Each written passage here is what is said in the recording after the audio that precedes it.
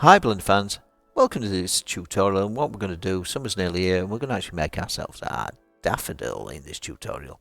This is going to be quick and simple in tutorial that's going to learn us how to actually apply a texture, and hopefully by the end of this you should be quite good at adding a simple image texture to a flower. I hope you enjoyed this tutorial. This is a quick and easy tutorial, and what we're going to do is actually take it from the front and we're going to model the daffodil right from the beginning. Let's just start. So first of all, what we're going to do is add a couple of image textures. So I'm pressing the 1 key to actually look from the front like that, and I'm just going to add in an image texture. So mesh, no, in fact image reference, and this is going to be a reference image that I took on my walk. Here's the original image. As you can see, I've took it well on a walk. Here's the one I cut out and changed it into a pink so it gives it some transparencies, but also it makes it a lot clearer to see the actual shape of the flower. So let's just G and Y just to move this into the background like that. So looking from the front, what I'm going to do is add in a simple mesh, and the mesh is going to be a circle. And I'm going to rotate this along the X, which is the red line, by 90 degrees, pressing 90. And what we're going to do is actually look from the front like that. As you can see, the image is not lined up, so I'm just going to line that up with the center like so. And next what we're going to do is actually just rename that image. I'll just call it front image. Also, we've got in here, we've got a filter. This enables us to actually do this, which is selectable. I want to do that because I want this not to be selectable. If we hit the arrow, as you can see, now I can no longer select this no matter how hard I try, so it shouldn't get in the way. Press the 1 key, and what we'll do is actually select the circle, which is going to be the trumpet of a daffodil, like that. So I just renamed it trumpet, and press the tab key. If we actually look at this, as you can see, we haven't got a lot of geometry to play with there, so I'm just going to A to select all and right click to subdivide. Entirely up to you how much detail you add into this, but as you can see, all these points now are there, and if we go on point select, you can really see them. So I subdivided that twice. This gives me more geometry, but of course it means that your model is more complex, and if you're just doing a low poly scene, you might not want this complexity, especially if the flowers in the background. So what I'm going to do, if you do a point select, you can see that it just selects one point and moves it. I don't want to do that. What I want to do is actually go into a thing called proportional editing, because I want to select multiple points, and I'm just going to select that, and we're just going to roughly shape this. As you can see, we've got an influence ring there, and by moving your mouse up and down, you can actually change where how it affects things. What I tend to do is rough and dirty, just actually do this quick, and then with a smaller influence ring, we can actually move smaller points like this and just get the general shape you want of your flower. And that's what I'm doing, quickly and easily, just following the actual shape of the flower. This is going to make it quite a bit more interesting, and it makes it, all the distortions and things that's what makes life look real. Just generally shaping these out, making our general shape like this, just making our general shape. So I think that's about it really. So we've got our general shape, and now what we can do is all these points, we can move them forwards or backwards depending on what you want to do, just to actually give it a bit more shape. As you can see, the influence ring is a bit too small, so G, increase my influence ring, and I'm just generally changing the shape of my, all I'm doing is actually rotating around by holding the mouse button down, changing the shape of my flower. Or changing its profile at least. Anyway, there you go. I think that'll do me for now. So we've got that kind of shape, and that's going to be the front of our trumpet. Now, looking from the side by pressing the 3 key, what I want to do is add the actual image that we're going to actually copy to actually finish our flower. So I'm just going to add in the image, another reference, and this time I'm going to add this one, the daffodil side. Same with this one, we're going to move it this time along the X, just to move it out the back, and deselect it, call this side, and just deselect it, so it can't be actually selected by accident. So we've got this, and we'll just move it, pressing the 3 key, we'll look from the side, and I think I'll just move my image so it actually lines up with the front of this. So go back into the side, make it selectable, and then you can actually select it and just move it to about where it is. I'm just going to scale it up slightly so it's about the same size. Select the trumpet and press the tab key. This will take us into edit mode and A to select all. And then what we're going to do is extrude along the Y just to actually make our general shape, and just scale this down. See, we've got our influence still enabled, so deselect that. Just going to select this back ring again by pressing the Alt key down and just scale this down. E, just scale this down. Just trying to actually follow the more or less the shape of this. So E, scale it down. I'm just going to rotate that a little bit. Right, I'm just going to scale this on the Y, but to 0, just to flatten that ring off again. So we've got our ring, it's flattened. It's still got these veins in it, but we can actually get rid of them if you wish. But I think they might make it look that little bit more interesting as a daffodil. Let's just carry on shaping this. And we're just following this. Just scale. What I did there is just rotate a little bit and just follow it down. It's up to you how many divisions you put in things. You put as many as you think it needs. And rotate. So quickly and easily, we're making the shape of our stem now. And just extrude. Gain the general shape. Let's to scale it slightly. It's entirely up to you, like I said, how much detail you put into this. And taking this off the bottom there. So we've got our basic shape of our daffodil. So let's just do the petals now. So same again. What we're going to do is I'm just going to hide this. So we've got a little trumpet there, and we're just going to hide it. Looking from the front again by pressing the 1 key, we're now going to actually make the petals. So add in a petal, and the mesh we're going to add it in is a circle again. Rotate on the X by 90. So we're just going to move this into place more or less. And same again, we'll just actually add a bit more detail into it. A to select all, subdivide surface. Like I say, it's entirely up to you how much or how little detail you put into things, but I'm just going to move this down. So hit the influence, or proportional editing they call it, but it's like an influence ring, it does. And let's just make it back to this shape of this petal. Making a mess of this one. But because petals are organic, it's surprising how much in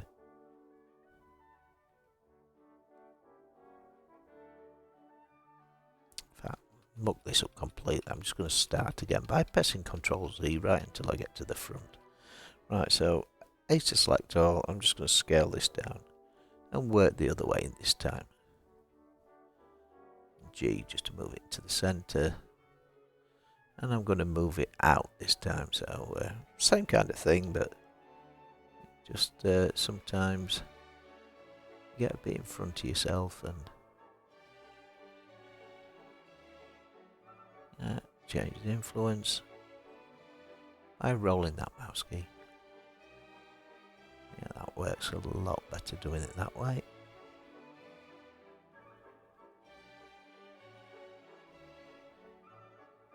As I say, you live and you learn.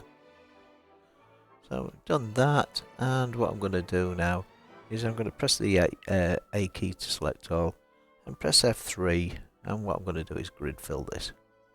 As you can see, the grid flow influence there, I don't quite like that, so I'm just going to take this down to 0, then increase it by 1 until it's in a place where I like it. So that's more or less a petal, and I'm just going to rotate it around until it's got the orientation that I want, or the offset. Oops, take it back to 0. Don't know if I want to go in the positive or the negative. One more. Just take it up to 6, maybe. Right then, so what I'm going to do is actually select this center line by pressing the Alt key down, and I'm just going to move it backwards just to make my first petal. G and Y, just to make that first shape of my very first petal. Now an easy way to actually do this is to actually just duplicate this petal, shade smooth, just see what it looks like, and just roughly align it, and then we can actually alter it, or you can make all petals individually. It's entirely up to you. In this tutorial I'm just going to object, set origin to 3D cursor, which of course is this point in the middle, which will now allow me to actually rotate this along the Y, so I can actually move it all the way around. So Shift and D will duplicate this and rotate like that to get that shape. Right, just albeit on a time lapse, I'm just going to actually make these individually because I just think it looks a lot better. So I'm just going to quickly make these. So let's just add in another mesh, add the circle, rotate, take the influence off, rotate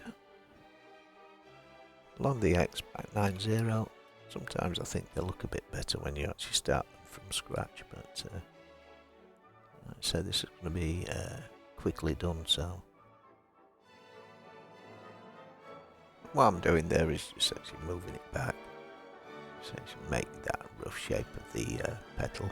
Alt H actually makes everything reappear, so I'm just going to actually move these into place, and we're going to actually hide the trumpet again, and what we'll do is move these petals all back. As you can see, our petals are a bit linear, so what we can do is actually distort these slightly by using the influence ring to actually change the shape of our petals. So we actually go on the edges because it seems to work better, and G and Y, just to actually move them around, and we're just actually distorting things just to actually make them that kind of shape.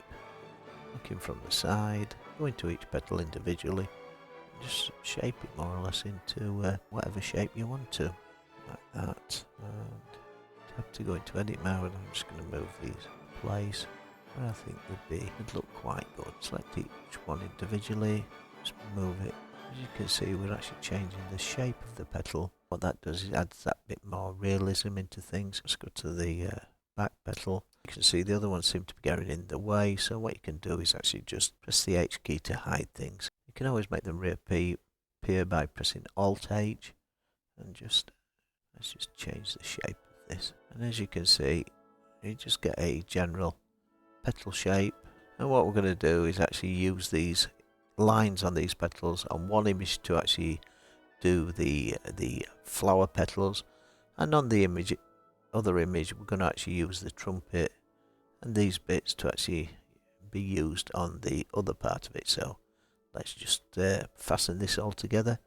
The only thing we haven't done is the actual detailed stamen in the middle, but what we can do is we can just add a disc in there, and this will give the image the impression that we've got it. So I'm just going to add in another disc, so add in mesh. In fact, I might add a sphere into the center, just to actually, because G and Y, depends how much detail you want to actually put in onto a thing, but I'm just going to scale this, and maybe stick a stamen into there, or I might just rotate this by 90, Alt Z, rotate in the by 90. And we want a stamen in the middle, so I'm just going to grab that central point there. And I think my mouse has run out of power. It's a deselect all. I'm just going to select this center point there. And I'm just going to grow my selection by pressing the Ctrl and plus. And extrude this. Extrude and Y. And just to actually make that kind of shape. Y. Take my influence ring right down. And just make that kind of shape in the center of my stamen. And we can add some more detail by just pressing this smooth, and we can add that from another area.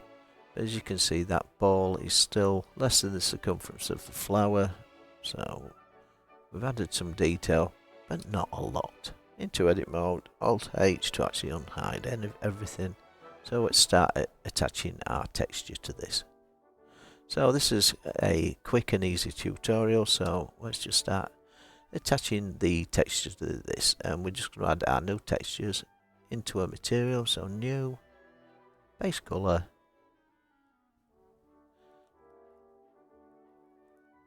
image texture, and we're going to add the two textures that we did, ping image, like that, and we'll add in the other image, and these images are going to be used separately on the thingy, but what we can actually do is select different points on this. In fact, let's just join all these together because we might as well.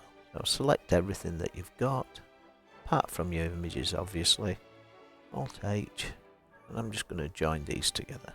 Join. As you can see, the image has now gone black and everything, and the reason it's gone black is because the image texture that we actually attached earlier is not working as it should yet. So we've added this texture already, and all we need to do now is add the other texture, which of course is going to be the side image. So let's just add that one as well. So plus to add a new image, new, I've done new, yep, image texture, and let's have a look from the side one. Let's just find it again. There we go, our side image. So we've got the two images, and what we can do is now assign these to our images. Assign these to the daffodil. So we can attach these to our daffodil. Shade smooth. Now shade smoothing just to actually keep our textures. If we get some texture bleeding, we can actually add some more loop cuts into things to make it better, but this will do for now. So first of all, let's just actually start with our trumpet. So I'm just going to press the L key to select our trumpet and press the 3 key to look from the side, and then what we'll do is actually go into a thing called UV editing, like this. So select this and press from the 3 again, so actually select our trumpet, press the L key just to select it all, and we don't want our front image, we want our side image. Looking from our side image like this, what we're going to do is we're going to actually assign the side image to this. So we've got that one which is the front, this one that's the side. So what I'm going to do is actually now attach this to our side image. So we've selected everything on our side image by pressing the L key to select all. I'll do that again just to show you. L. So if you look, it's only actually selected our trumpet because these are still separate objects even though they're all stuck together. So we've got our side image, press the 3 key, and what we're going to do is press a U key. Now this is an unwrap key, and what we're going to do is actually project this from view like this. As you can see, this has now appeared on the left hand side. So we can now L to select all, and we can scale this up so it matches our image. Now it's not going to actually match exactly. As you can see, it's quite distorted there, and what we can do is actually readjust things. So scale on the X, actually do that, and we can just move it more or less into place. And then with the actual proportional editing actually enabled, what we can actually do now is actually move things into place. So I'm just going to move these into place. And all I'm doing there is holding my left mouse button down and just going around things and just matching it up roughly. And of course the influence ring works just the same again. You can move things, scale things. Press the S key to scale things if you think they're not big enough, which of course will add more detail to your image. Now what you can't see on here is that let's press the tab key to go out into edit mode and we'll go into render mode so you can actually see what this is actually doing to our image. As you can see, we've got this, that's our trumpet, and it's adding it real time into our scene. But of course that's not seeming to assign our side image, so we must have our wrong image assigned to this point. So let's just make sure we've actually assigned the actual side image and not done it the wrong way around. Assign. There we go, that's better. So I'm just going to actually move this. You can see there's a little bleeding down there, so just move that up so it's on the yellow, and there's a bit of green there, so I'm going to move that back down there. Move this over here, and as you can see I'm just slowly just lining it up with the actual yellow. If it goes onto the green, obviously that will be green.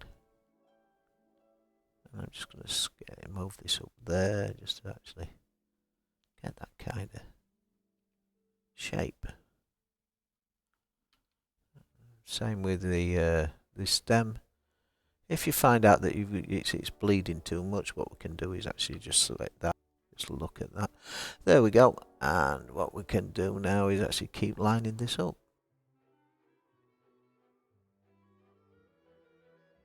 Right. So as you can see, what it's doing real time is that it's actually attaching this texture to this. Looks like we've got a bit of bleeding there, but it won't matter too much once we actually attach the other textures. Right, so we've done that for that texture, so let's now select a petal. So L, let's just select all the petals around the edges. And we look from the front by pressing the 1 key, and then we're going to U, project from view. As you can see, our petals are on that image, but these petals, we want to actually assign these the front image, so we go into the front image and we put assign.